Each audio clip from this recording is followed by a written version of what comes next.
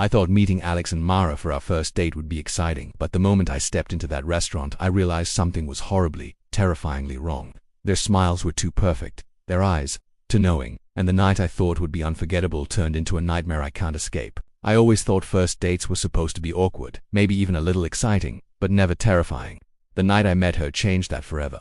I remember the way my stomach twisted as I walked toward the restaurant, the low hum of the city muffled in my ears. The neon sign above the door buzzed faintly, flickering just enough to make me hesitate before stepping inside. I told myself it was only nerves, the usual first date anxiety, but deep down, something in me already knew this night would be wrong. The air in the restaurant was warm and thick, carrying the scent of cooked meat and faintly sour wine. It should have been comforting, but the second I crossed the threshold, my chest tightened as if I had walked into a place I didn't belong. My eyes swept across the tables until they landed on her. She was already there, waiting for me, seated in a corner booth that seemed too dark compared to the rest of the room. She looked almost exactly like her picture, but not quite. Her face was sharper in person, her eyes larger, her skin paler than I expected. And yet, despite that, she smiled at me as though she had been waiting all her life. I sat down, trying to ignore the way her stare seemed to cut through me. It wasn't curiosity, not even attraction. It was like she was studying me, memorizing every twitch of my face, every shallow breath. I placed my hands on the table to stop them from shaking and tried to focus on the sounds around us. The place was busy, full of laughter, clinking glasses, and overlapping conversations. But even then, it felt like there was a bubble around our booth, separating us from everyone else. I could hear the voices, but they seemed far away, distorted, as if muffled by water. The table between us was perfectly set, a glass of water, utensils aligned neatly, a folded napkin that had never been touched. I noticed immediately that her water had no condensation, no tiny droplets gathering on the outside of the glass the way mine did. I told myself I was being ridiculous, but my eyes kept drifting back to it again and again. The light from the candles on the table should have reflected against the water, but it didn't. It was as if the glass wasn't filled at all, just an illusion of liquid waiting to be revealed. I shifted uncomfortably in my seat, pretending to look around, though my eyes were drawn back to her like a magnet. She hadn't moved since I sat down. Her back was impossibly straight, her hands resting flat on the table, fingers perfectly still, not even a twitch, not even a nervous fidget. Who sits like that? I tried to steady my breathing, but I could feel sweat starting to gather at the base of my neck. The waiter passed by, his tray balanced expertly in one hand. But when his eyes flicked toward us, I saw something that made my skin crawl. His expression faltered for only a second, like relief. Relief that he didn't have to stop at our table, that he could keep walking and pretend we weren't there. My heart gave a sharp jolt. Why would he react like that? I tried to convince myself it was in my head, some trick of paranoia, but when I looked back at her, she was smiling wider than before. It wasn't gradual. It was sudden, like flipping a switch. Her lips pulled back just a fraction too far, exposing teeth that looked too even, too white, as though they didn't belong to someone who actually used them. I tore my eyes away, staring instead at the tablecloth, and that's when I saw it. The condensation from her water glass was sliding down the side, but instead of pooling on the table, it disappeared. The droplets sank through the fabric like it wasn't there, vanishing into nothing before they could leave a stain. My throat went dry. I blinked hard, thinking maybe I was tired, maybe the dim lighting was playing tricks on me. But when I looked up again, she hadn't blinked once since I arrived. Her gaze held me, her smile frozen, her posture unyielding. The noise of the restaurant blurred, then dulled into silence, as though every sound was being drained from the air. All I could hear was the faint thumping of my own heartbeat, louder than it should have been, echoing inside my ears. And she was still staring, still smiling, the candlelight flickering across her pale face like a warning. For the first time, I realized this wasn't nerves, and it wasn't just a bad date. Something was wrong with her, something inhuman, and yet, I couldn't bring myself to stand. My legs wouldn't move, no matter how badly I wanted to run. The plate in front of me arrived, steaming with food I could barely recognize through the haze of my unease. My stomach churned at the sight of it. Though it wasn't the food itself that repulsed MIT was the way the smell seemed to sour instantly in the air around her, as if her presence spoiled it. I picked up my fork, more out of politeness than appetite, and forced a small bite. The taste was bitter, metallic, like something left out too long in the sun. I swallowed hard, fighting the urge to gag. She didn't touch her food. Her plate sat untouched, as perfect as when the waiter had set it down. She only kept staring at me, smile plastered across her pale face. The longer she sat still, the more wrong it felt. No shifting in her seat, no nervous tapping, not even the smallest adjustment. Just that unblinking stare. The air in the restaurant grew colder. At first, I thought it was the air conditioning, but this wasn't the kind of chill that came from a vent. This was deeper, heavier, the kind of cold that crept beneath your skin and settled in your bones. I rubbed my arms, trying to shake it off, but it didn't help. Her expression never changed. I forced myself to glance away, to look at the other tables, hoping to distract my thoughts, but something felt off. The tables weren't where I remembered them being. The couple who had been sitting close to us earlier now seemed farther away. The exit sign I had seen when I first entered looked smaller, as though the restaurant itself had stretched. I blinked, trying to focus, but the harder I looked, the more warped everything seemed. It was as if the room was shifting while I wasn't watching, rearranging itself around us. Panic fluttered in my chest, and I quickly turned back to her, hoping her presence would at least anchor me, but that was a mistake. Her smile had changed. It wasn't a slow widening. One moment it was there, the next it had stretched impossibly far, her lips drawn back in a grin that no human face should be able to hold. It looked carved, torn into her skin, exposing too much of her teeth. I froze, fork still in my hand, heart hammering. My body screamed at me to run, to get up and leave, but my legs felt like dead weight beneath the table. She was still staring, still smiling, and I had the horrible feeling that she was waiting for me to react. I tried to look away again, but my eyes dropped to her hands. They were no longer resting calmly on the table. Her nails, long and sharp, were pressed into the wood, carving thin grooves with slow, steady pressure. I watched in disbelief as the polished surface splintered beneath her touch. The sound was faint but sharp, like the quiet scratching of a knife. My throat tightened. I wanted to call for help, to draw attention, but when I glanced toward the other diners, my voice died before it could leave me. None of them were looking in our direction. They were laughing, eating, drinking, but none of it seemed real. Their mouths moved, but I couldn't hear them anymore. The clatter of silverware and hum of conversation that had filled the room earlier was gone, replaced by a silence that pressed against my skull. I turned back to her, sweat beading across my forehead, and that's when I saw it. The grooves she had carved into the table were beginning to bleed.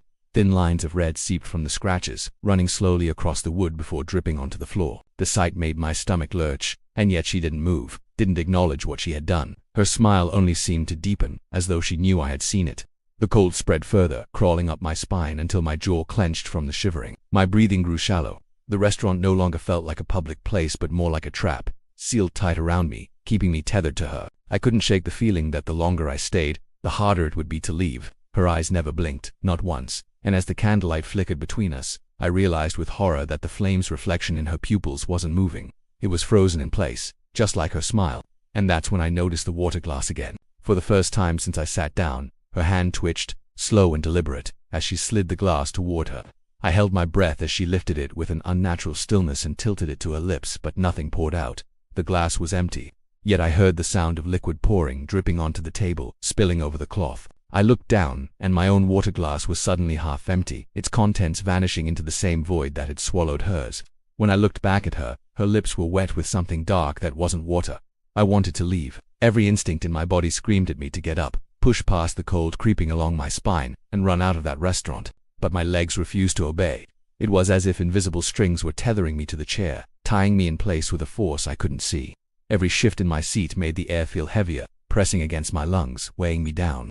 I swallowed hard, trying to convince myself that it was just fear, that my imagination was turning the night into something monstrous, but it wasn't my imagination. The restaurant had changed again. The background noise, the soft clinking of silverware, the low murmur of conversations was gone.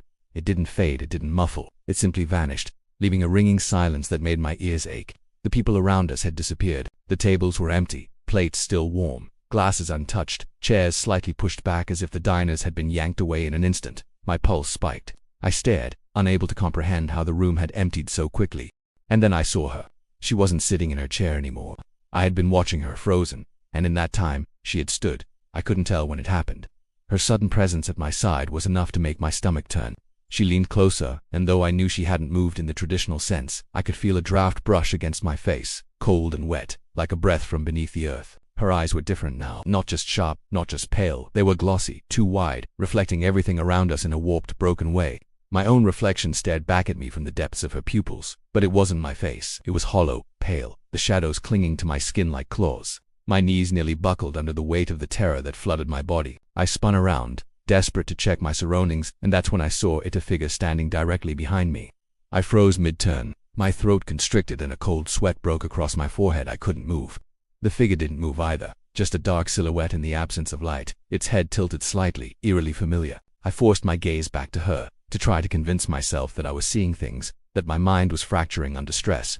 But her smile was wider than ever, stretching impossibly across her face, the corners curving upward in a way that no human muscles could achieve. Her lips were too thin, her teeth too sharp, and her stare too intent. The figure behind me had disappeared, or maybe it had never been there. I couldn't tell. The restaurant now felt alive, though alive in a way that made my skin crawl. Shadows moved in the corners of my vision, stretching across walls, reaching, curling, always just beyond the edge of my awareness. I couldn't focus on anything for more than a heartbeat before it shifted. I tried to call out, to scream, to make even the smallest sound, but my voice wouldn't come. My lips parted, but all that emerged was a whisperless gasp. I could feel her presence beside me, closer than before, though I hadn't seen her move an inch. It was as if she had stretched the space between us, bending reality until she occupied the same air I was breathing. And then I noticed my reflection again, this time in the darkened window across from the table. My own face stared back, pale, eyes wide with fear, but there was something behind it, something lingering in the shadows of my reflection that wasn't in the restaurant itself. A figure crouched, hunched, watching me through the glass. Its movements were subtle, twitching, barely noticeable, but enough to make my stomach twist into knots. I spun back to the table, my body trembling, heart hammering, and she was gone. Not just standing, gone completely. The chair was empty. The plate of food was still there, untouched, steaming. My own chair felt too heavy beneath me, too real. My breathing came in ragged gasps as I tried to convince myself she had never moved, that the emptiness around us was part of my fear. But then I heard the softest sound, almost imperceptible at first. Footsteps, slow, deliberate, coming closer from the shadows behind me. I froze again, gripping the edge of the table until my knuckles turned white. Each step made my blood run cold. And then I felt it, a touch, cold, almost wet, brushing the back of my neck. Not enough to injure me, but enough to make me shiver violently, to make the hair on my arms and neck stand on end. My stomach dropped, bile rising as panic coursed through every vein. I couldn't move, couldn't turn, couldn't scream. The restaurant had become a trap, a cage, and I was its prey. I forced myself to glance toward the window again, just to see if the figure in the reflection remained. It was gone. Only my face stared back, but the feeling of being watched was still there, pressing against my mind, suffocating, inescapable. And then, just as suddenly as it began, the footsteps stopped. The cold touch vanished. The silence returned, but it felt heavier, thicker, as if the air itself were waiting for me to make a mistake. And I knew I had no choice but to wait, because whatever she or it was, it hadn't finished with me. I don't remember how I got to my feet. One second I was frozen to the chair, paralyzed with fear, and the next my legs obeyed in a trembling, unsteady fashion. My chest heaved, sweat running down my temples, as I tried to force my mind to focus. The restaurant was no longer just eerie, it felt dead, hollow, as if the life it had held earlier had been drained away entirely. Every surface looked the same, but somehow wrong, warped, like the room had been built to trap me, not to welcome anyone. I walked toward the door, desperate to escape, but when I reached for the handle it didn't move. I pulled again and again, my hand shaking so violently that the metal bit into my palms, but the door refused to budge. My heart slammed against my ribs like a desperate drum, and the room around me seemed to stretch, pulling further away. The lights flickered, dimming, then brightening, casting shadows that twisted unnaturally along the walls.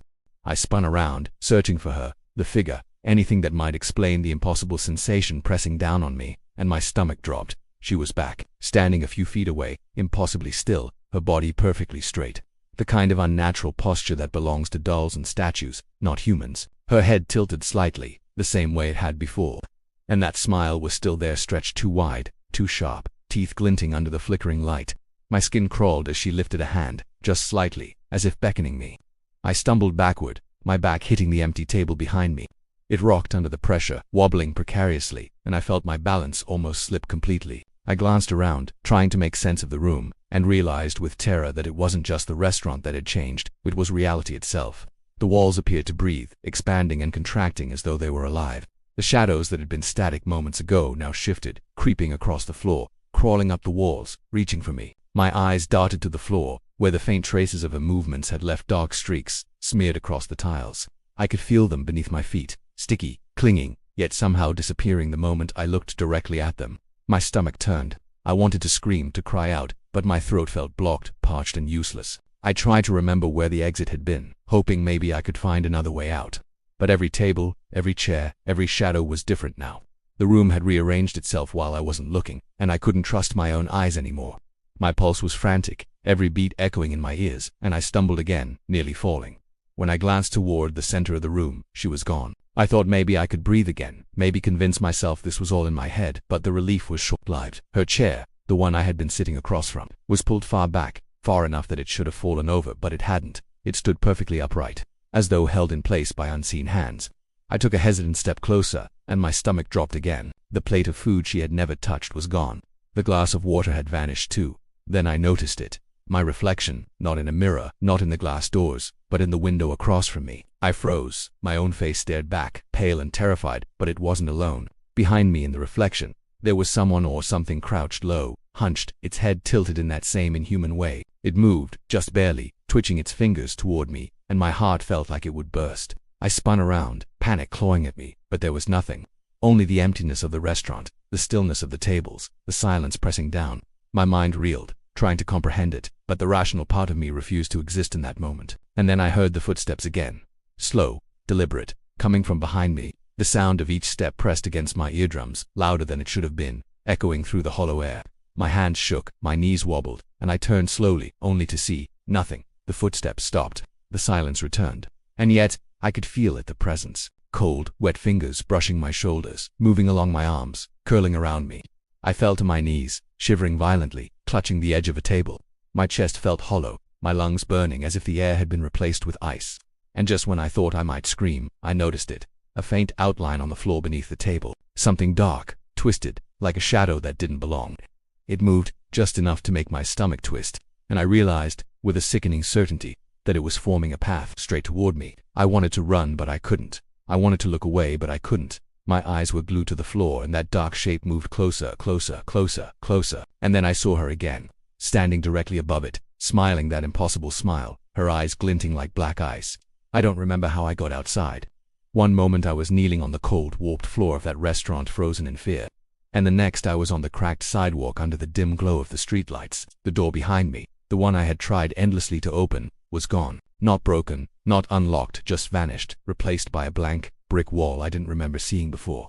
My chest heaved as I tried to catch my breath, my hands trembling violently as I wiped the sweat and tears from my face.